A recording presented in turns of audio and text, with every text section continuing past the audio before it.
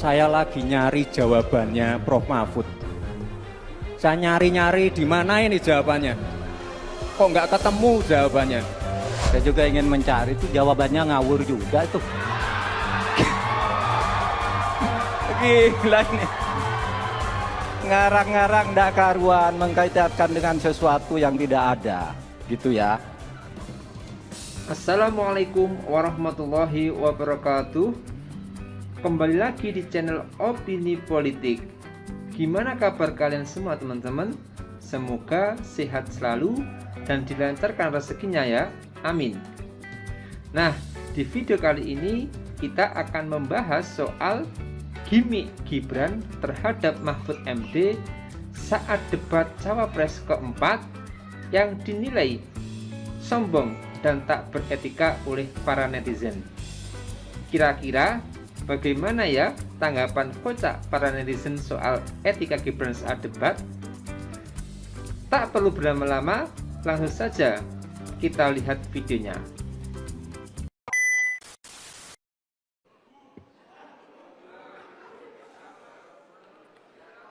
Saya lagi nyari jawabannya Prof. Mahfud.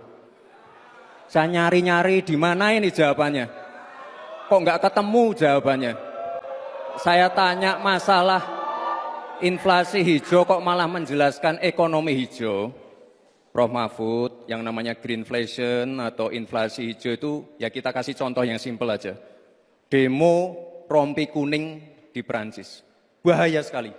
Sudah memakan korban. Ini harus kita antisipasi, jangan sampai terjadi di Indonesia. Kita belajar dari negara maju. Negara maju aja masih ada tantangan-tantangannya. Intinya transisi menuju energi hijau itu harus super hati-hati.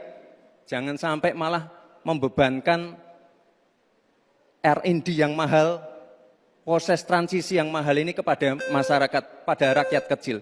Itu maksud saya inflasi hijau, Prof. Mahfud. Terima kasih. Saya juga ingin mencari itu jawabannya ngawur juga itu. Gila ini. Ngarang-ngarang ndak karuan mengkaitkan dengan sesuatu yang tidak ada, gitu ya. Begini loh, kalau akademis itu gampangnya kalau bertanya yang kayak gitu-gitu tuh recehan, gitu. Recehan. Oleh sebab itu tidak layak dijawab menurut saya. Dan oleh sebab itu saya kembalikan saja ke moderator. Ini tidak layak dijawab pertanyaan kayak gini. Tidak ada ini jawabannya. Terima kasih. Soal greenflation yang Anda menolak menjawab, yang ternyata menolak menjawab tadi Prof bilang karena gimmick juga. Kalau begitu boleh dielaborasi soal komitmen Anda dan Mas Ganjar soal greenflation yang merupakan konsekuensi dari transisi ramah lingkungan yang kemudian menciptakan suatu krisis gitu, greenflation. Apakah bagaimana Anda nantinya mewanti-wanti ketika kebijakan ekonomi hijau ini diterapkan itu tidak menimbulkan perlawanan, penolakan dari masyarakat seperti demo rompi kuning yang tadi disinggung sama Mas Gibran. Bagaimana komitmen Anda? Terima kasih. Gini, saya bukan tidak mau menjawab, saya sudah menjawab dengan benar. Tapi dia yang tidak ngerti konsep itu. Sehingga dibilang, loh kok jawabannya lain. Loh, jawaban saya itu karena pertanyaan itu. Oleh sebab itu, saya bilang ke moderator, udahlah, kembalikan ke moderator aja. Ini tidak bisa dilanjutkan debat kayak gini. Karena masalahnya sudah dijawab, lalu bilang belum dijawab. Kan itu hanya gimmick aja bilang begitu. Maka saya bilang ini receh kalau gitu. Pertanyaan baliknya receh, kan begitu. Saya sudah menjawab sesuai dengan pertanyaan. Oke. Greenflation itu ada istilah itu, tapi penjelasan Gibrannya yang tidak tepat, dan juga ternyata paslon yang lain juga tidak paham. Saya akan mulai greenflation itu dari transisi energi karena ini erat hubungannya erat.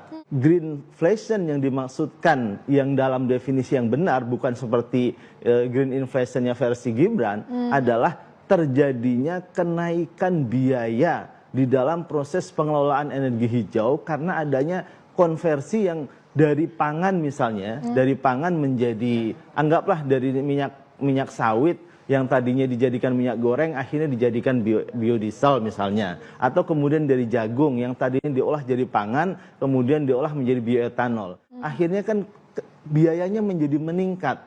ya menjadi meningkat, tidak lagi murah. Kenapa? Karena korporasi besar yang bermain, petani tidak bisa lagi bersaing untuk menanam jagung disuplai ke perusahaan-perusahaan energi, pada akhirnya ya rusak pertanian. Para petani demo dan lain sebagainya, terjadi konflik antara pangan dan energi yang menyebabkan terjadinya peningkatan biaya energi yang kita sebut sebagai green inflation atau greenflation. Nah ini yang kita maksudkan. Nah, cuma penjelasan dia itu yang jangan-jangan juga tidak paham juga gitu. Dari debat Cawapres keempat kemarin, kita melihat adanya salah satu calon wakil presiden yang menggunakan gestur dalam debat resmi. Biasanya di dalam debat resmi tidak pernah ada permainan gestur. Di dalam debat formal, penekanan yang dilakukan pada umumnya dilakukan dalam komunikasi verbal dan argumen logis. Gestur dalam debat formal itu tidak akan menjadi esensial jika tidak terhubung dengan argumen logis yang dibawakan. Gestur yang terlalu berlebihan dan tidak sesuai esensi dari pembicaraan tentu akan memberikan efek distraction di dalam substansi debat.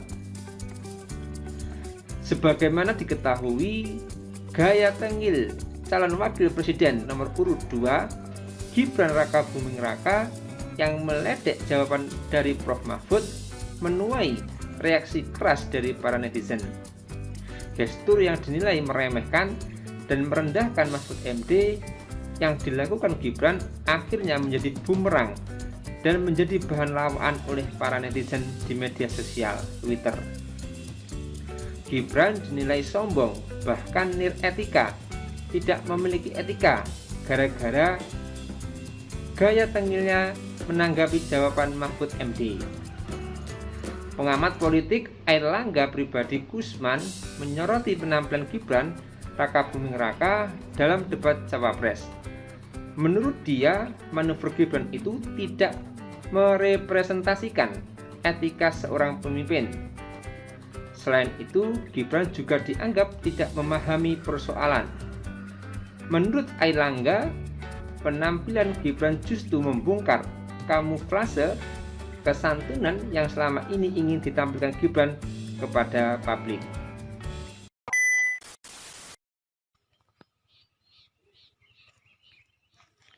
Lagi mau mencari jawaban dari seorang yang nggak punya etika, nggak punya adab, seorang orang tua bergelar profesor dipermalukan.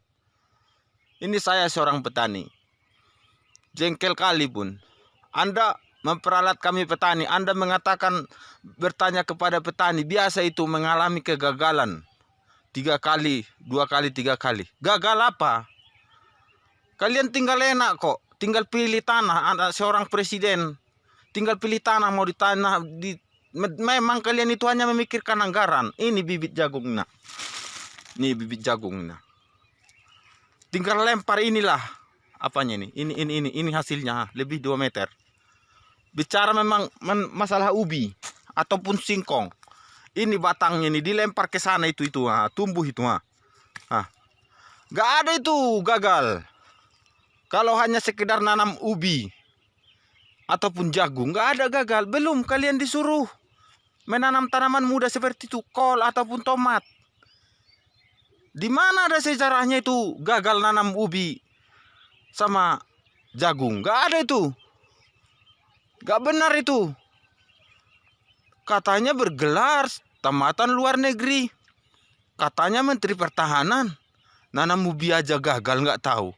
Malah bawa-bawa narasi nakut-nakutin. Kami gak ada nakut-nakutin. Yang jelasnya kalian itu loh. Menghabis-habiskan uang rakyat sesuka hati kalian. Biaya triliunan gagal. Nanam ubi dan nanam jagung masih kata membawa-bawa memperalat kami petani. Petani mana? Katanya sama petani itu nggak ada itu kalau cuma nanam ubi sama jagung gagal. Nggak ada itu. Petani Longor itu yang mengatakan gagal itu nanam ubi sama jagung. Nggak ada itu. Bohong itu. Nanam ubi aja sama jagung kok gagal. Ini nah itu. Kalian tinggal minta aja loh. Tinggal minta anggaran aja loh. Kurang pupuk pasti ada. Kurang uang pasti ada.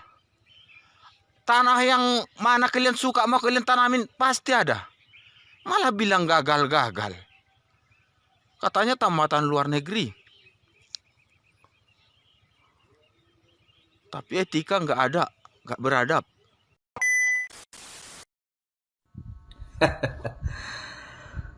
Gimana ya? Saya mau punya kata-kata seperti ini di segmen keempat ya. Saya punya kata-kata seperti ini. Calon wakil presiden yang dilahirkan dari proses pelanggaran etika cenderung yang bersangkutan tidak memiliki etika atau adab.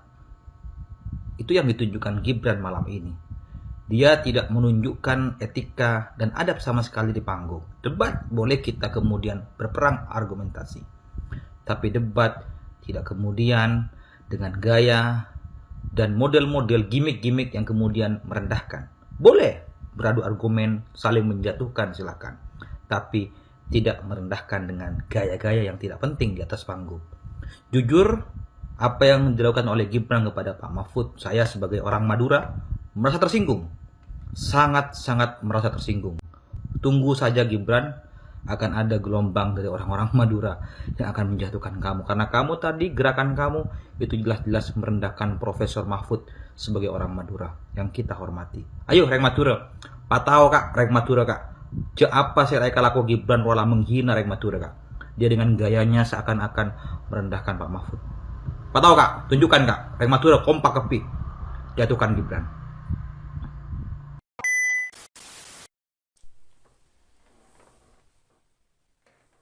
Saya lagi nyari-nyari etika dan adabnya Cawapres 02. Tak cari-cari kok gak nemu ya etikanya ya. Gimana nih? Masa ini yang dibilang mewakili anak muda? Etikanya mana bos? Oh ya, satu lagi. Masa seorang cawapres cerdas kok gak paham aturan debat? Sampai berulang-ulang melanggar. Tapi ya gak heran sih. Aturan MK aja dilanggar kok, apalagi cuma aturan debat. Salam. Viral guys, Gibran celingak-celinguk pas Prof Mahfud selesai menjawab pertanyaan dari Gibran. Dikira lucu kali bertingkah seperti itu. Para anak-anak muda jangan ditiru ya, ini nggak beradab, tengil dan disrespectful. Great respon El Profesor, pertanyaan recehan ini nggak perlu dijawab. Asli gue nggak kebayang kalau bocil ini terpilih. Kemarin niatnya pilih 02, pas lihat debat fix pindah pilihan, baru calon aja udah nggak beretika apalagi pas jadi.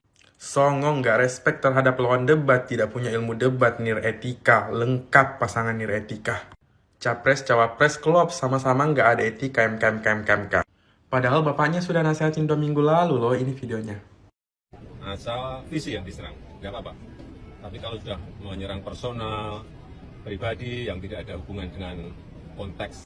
Lebih menjijikan lagi pakai gestur-gestur menghina seolah-olah Prof Mahfud nggak punya jawaban. Dia sampai bungkuk-bungkuk dengan gestur mencari-cari sesuatu. Emang udah nggak ada etikanya sih, jijik banget ini videonya.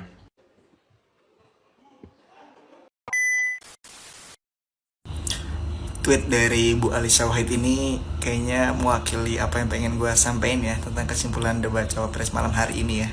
Selain mungkin kita harus bisa membedakan mana sifat kritis dan sifat melecehkan gitu kan, karena bagi gue debat malam ini informasinya nggak terlalu banyak gitu ya, maksudnya terlalu normatif juga secara substansi, tapi lebih banyak gimmick ya pastinya. Dan yang kedua mungkin kalau teman-teman setuju terlalu too much gitu ya, dan gue kira ini bagian dari strategi, tapi ternyata barangkali ya ini bagian dari karakter yang memang mungkin udah melekat dalam diri seseorang gitu ya, merasa superior gitu ya.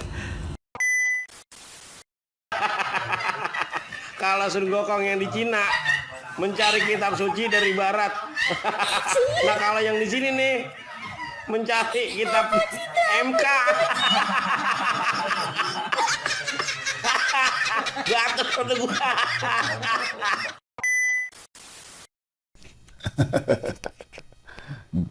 Gaya lu Sul mau dicari sampai tanaman singkong tumbuh subur di Kalteng juga kagak bakal ketemu. Karena apa? Karena daya nalar dan pola pikir intelektual lu itu belum sampai, Sul. Paparan lu itu cuma retorika manipulasi untuk menutupi kegagalan-kegagalan pemerintahan bapak lu. Kalau soal gimmick, oke, lu jagonya dah. Tapi soal solusi untuk keadilan dan kesejahteraan bagi rakyat Indonesia, omongan lu nol besar. Semua kata-kata lu itu tertata hanya untuk sebuah pengalihan karena kepanikan-kepanikan kelompok lu dalam kegagalan semua program yang sudah berjalan. Lu nggak ada solusi, sekedar gimmick. Ayo guys, teman-teman, saudara-saudaraku, pokoknya salam waras dah. Ayo kita dukung pemimpin yang beretika dan bukan pemimpin instan yang melanggar etika. Info nih guys, katanya Mas Gibran masih ada di ruang debat, belum pulang karena masih nyari-nyari, ada yang ketinggalan, belum nemu katanya. Tolong ya diinfokan supaya pulang aja. Nah, sekian dulu videonya ya teman-teman. Sampai bertemu di video-video selanjutnya. Saya izin pamit dulu. Wassalamualaikum warahmatullahi wabarakatuh.